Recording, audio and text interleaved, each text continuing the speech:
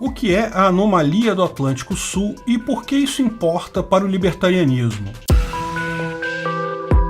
Esse é o Visão Libertária, sua fonte de informações descentralizadas e distribuídas. Há poucos dias atrás, em meados de junho de 2021, o planeta Terra foi bombardeado por uma grande erupção solar, uma ejeção de massa coronal de tamanho significativo. Essas erupções são relativamente comuns e tipicamente somos protegidos do pior de seus efeitos pela magnetosfera terrestre. A grande novidade dessa erupção de junho de 2021 é que ela foi a primeira do ciclo 25. Como já explicamos no vídeo sobre o evento Carrington, estávamos, no momento da liberação daquele vídeo, num mínimo solar entre os ciclos 24 e 25. O ciclo 24 foi bem fraco e as previsões é que o ciclo 25 seria ainda menor. O ciclo 25 agora efetivamente começou com essa primeira grande tempestade que, apesar de grande, não afetou nada.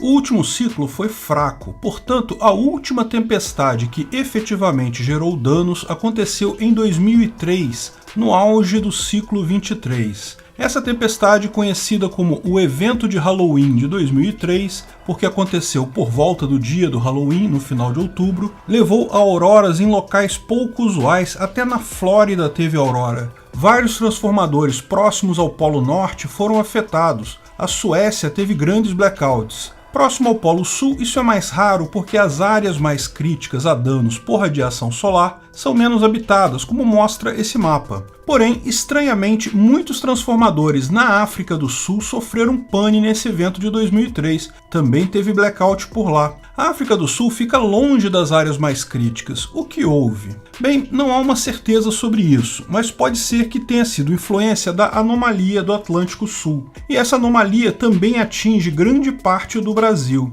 Sim, isso significa que nós, por aqui, podemos estar mais suscetíveis a eventos desse tipo. Veja, eventos do tipo Carrington, como explicamos no vídeo O que fazer com bitcoins após um evento Carrington, atingiriam o mundo todo e poderiam causar pane global de equipamentos elétricos e eletrônicos. Mas talvez eventos muito menores já possam causar prejuízos aqui no Brasil devido a essa anomalia. E o que é essa anomalia do Atlântico Sul? Bem, é uma região em que o campo magnético é muito mais fraco do que em outras áreas do globo e, portanto, confere menos proteção à radiação solar. Alguns pesquisadores acreditam que isso é algo estrutural, determinado pelo formato de algumas estruturas sólidas que existem dentro do manto terrestre. Segundo esses pesquisadores, existem evidências que essa anomalia já existe há milhões de anos. Porém, outros pesquisadores entendem que ela pode fazer parte do processo de reversão do campo magnético da Terra, que estaria começando agora. Ao contrário do que muita gente pensa, a inversão dos polos magnéticos da Terra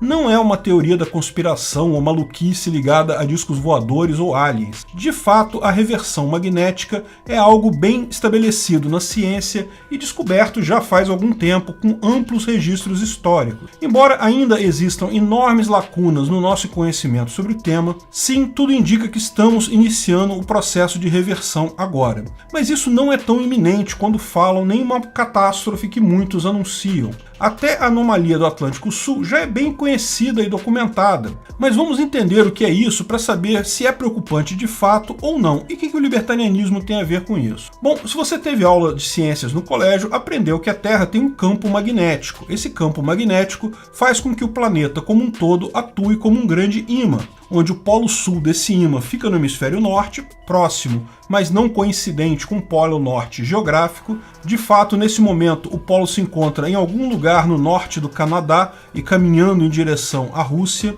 O polo magnético norte, que fica na mesma forma no polo sul geográfico, está na região costeira da Antártida, próximo à Austrália. Essa orientação do polo magnético da Terra faz com que o ímã da bússola aponte o norte para o norte e o sul para o sul. Tem sido assim por toda a história da humanidade. Porém, quando geólogos começaram a estudar o fundo do mar, particularmente na região do Oceano Atlântico, perceberam um padrão curioso. O Oceano Atlântico tem aumentado de tamanho ao longo das décadas devido às movimentações das placas tectônicas. Isso já acontece há milhões de anos. Cada vez que a Europa e a África se separam um pouco mais das Américas, um novo pedaço de fundo de oceano é criado, preenchido com lava vulcânica. Ocorre que essa lava vulcânica possui pedaços de magnetita, um minério magnético, e esse minério tende a se alinhar tal como as agulhas de uma bússola, conforme o campo magnético da Terra. Ele consegue fazer isso enquanto a lava está pastosa ou líquida. Porém, depois que a lava se solidifica, ele fica orientado para sempre naquela direção, ele não consegue mudar mais. Os geólogos então mediram a orientação da magnetita no fundo do Oceano Atlântico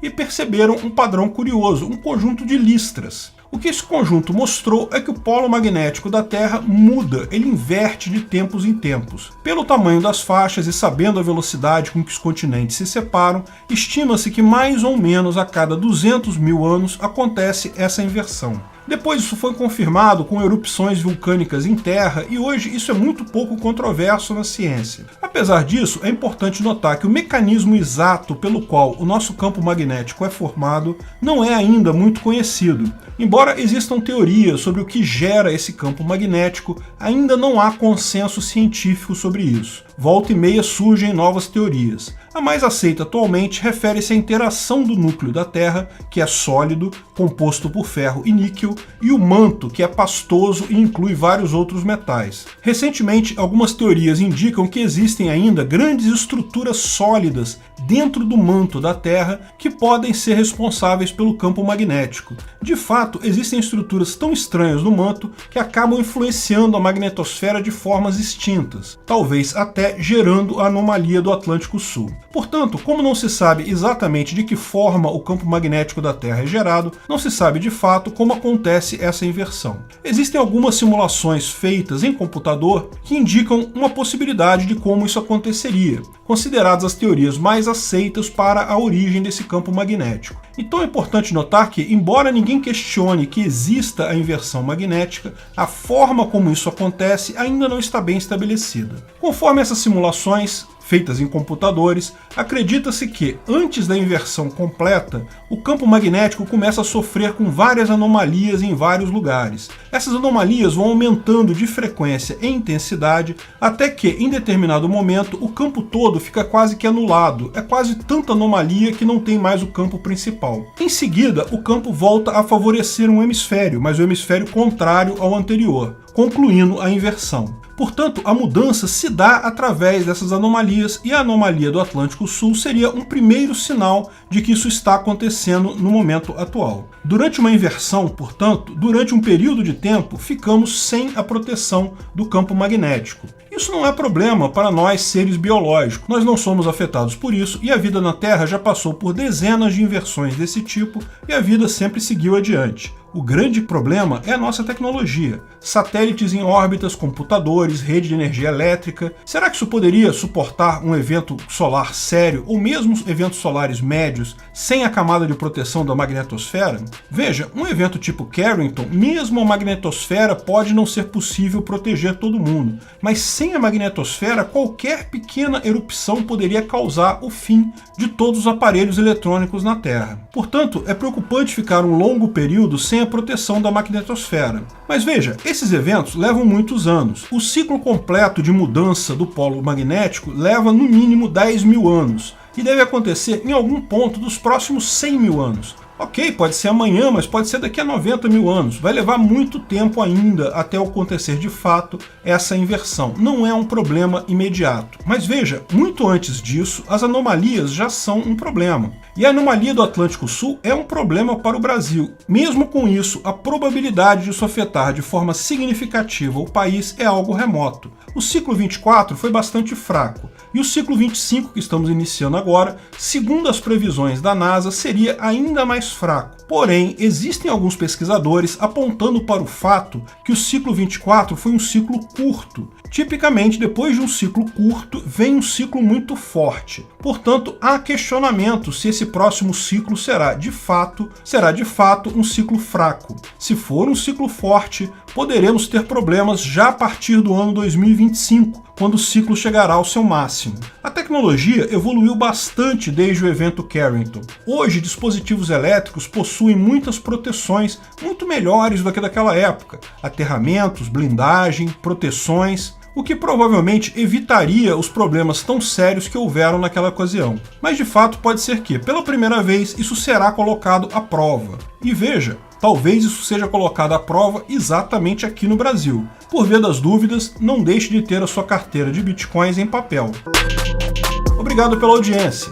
Esse vídeo foi um oferecimento de armataweb.com, cloud e serviços de data center, 100% de compromisso com a satisfação e privacidade dos clientes. Aceitamos Bitcoin. Veja o link na descrição do vídeo. Se você gostou desse vídeo, clique no like e compartilhe ele em suas redes sociais. Se inscreva no canal para nos ajudar, clicando no botão vermelho abaixo. Se quiser ser avisado de novos vídeos, clique no sininho ao lado. Até a próxima!